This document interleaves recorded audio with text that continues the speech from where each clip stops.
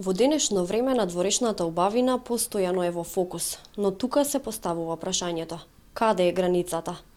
Иако грижата за себе е навистина многу важна, сепак треба да постои баланс и стандарди. Нега на кожата на лицето, естетски корекции, пластични операции.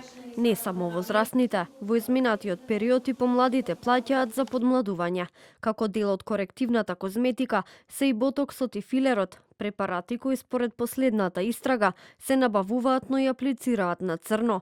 Оваа проблематика според познавачите има повеќе димензии – здравствена, економска и етичка. Според податоците од козметичките салони, возрастната граница се поместува. По подмладување посегнуваат и младите. Во државата во моментов не постои регулација за лиценцирање во однос на тоа кој, кога и под какви услови може да аплицира ботокс и филери. Оваа состојба може да биде штетна и ризична за здравјето на клиентите, вели козметичарката Кети Неделковска за телевизија 24. Има една граница до каде што се работи во доменна козметика и границата која што не смееме да ја поминеме, понатамошните третмани се веќе во домен на дерматологијата и во домен на пластичната хирургија. Мојот професионален став е дека сите овие процедури се медицински процедури и нив треба и мора да ги изведува лекар, дерматолог, пластичен хирург или стоматолог. Сите други лица кои што се осмелуваат да го направат тоа, мојот личен став е дека не би требало да го прават. Телевизија 24 подсетува дека во 2025 година Сдруженијата на пластични, реконструктивни и естетски хирурзи побараа измени на Законот за јавно здравје со цел да се ограничи можноста за естетски и медицински интервенции од лица кои немаат медицинска класификација. Иницијативата остана само на хартија и истата не е изгласана во собранието.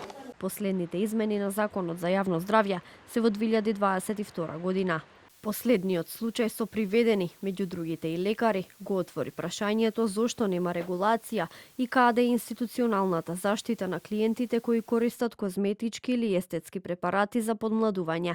Од Клиниката за пластична и реконструктивна хирургија препорачуваат пациентите кои примиле ботокс или филер внимателно да ги следат симптомите.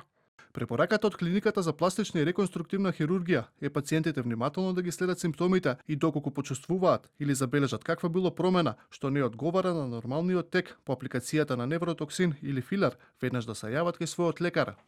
Според досегашните наоди од истрагата за случајот под назив Чисто лице, опфатени се и лекари кои работат во јавното здравство, но и сопственици на приватни салони.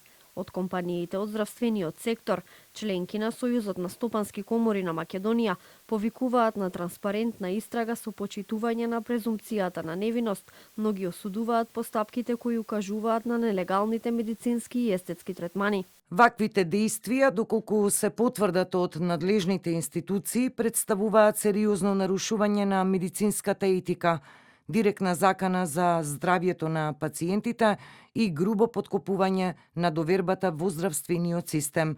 Компаниите апелираат на целосно, транспарентно и одговорно институционално постапување со цел на времено утврдување на сите факти и преземање соодветни мерки во согласност со законската регулатива. Третманите за аплицирање на ботокс и на филери чинат од над 50 евра во зависност од регијата на лицето на која се врши интервенцијата, но и од бројот на апликации.